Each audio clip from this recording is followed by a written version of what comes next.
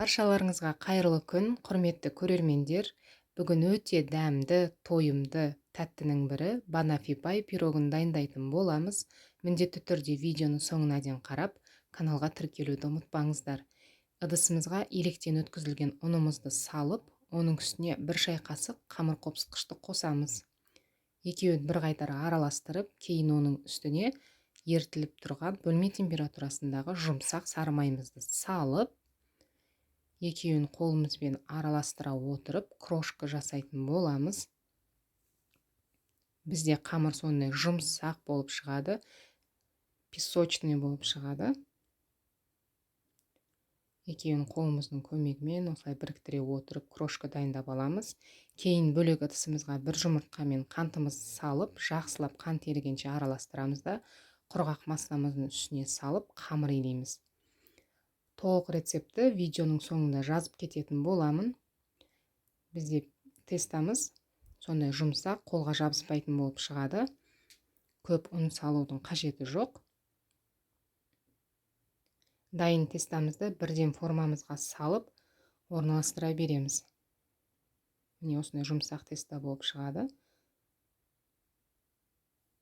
Формамызды алып, тестамызды қолдың көмегімен жаятын боламыз. Духовкада 180 градуста 20-30 минут аралығында пісіп шығады.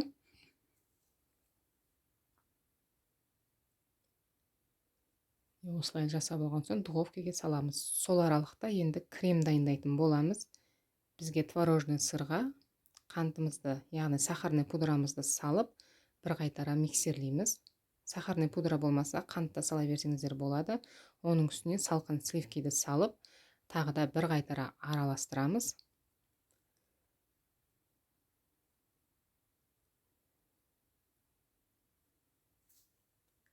Бізде креміміз дайын. Одан кейін пысқан пирогымызды алып, жақсылап суытып, формадан шығарамыз. Оның үстіне 100 граммдай вареный сгущенка саламыз. Менде осындай қалған вареный сгущенка болған, соны салдым. Көп сгущенка салып қажет емес. Оның өзінсіз-ақ біздің пирогымыз өте тәтті болып шығады. Одан кейін 2 бананды турап, осылай үстіне саламыз. Оның үстіне кремімізді жағып шығамыз. Осылай шарик тәрізді етіп, менде насадка кішірек болып қалды. Міне осымен біздің пирогымыз дайын, өте дәмді әрі тәтті болып келеді. Міндетті түрде жасап, каналға тіркелуді ұмытпаңыздар.